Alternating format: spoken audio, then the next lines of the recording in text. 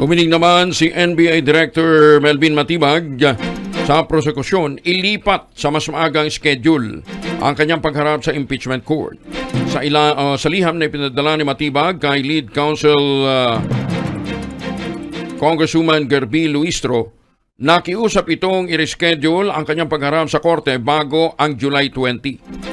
Ito'y dahil nakatakdaan niya siyang dumalo sa 2 araw na komperensya sa Thailand kasama ang Federal Bureau of Investigation o FBI at ang Royal Thai Police sa July 21 hanggang 22. Giit ni Matibag bilang direktor ng NBI, kailangan niyang personal na dumalo para tumayong kinatawan ang ahensya sa nasabing summit na dadaluhan ng mga direktor at mga Commissioner General level law enforcement leaders sa buong Asia Pacific. Si Matibag ay inaasahang magbibigay ng testimonya hinggil sa investigasyon ng NBI kaugnay ng manoy death threats ni BP Inday Sara, kina Pangulong Bongbong Marcos Jr., First Lady Lisa Araneta Marcos at dating House Speaker Martin Romualdez.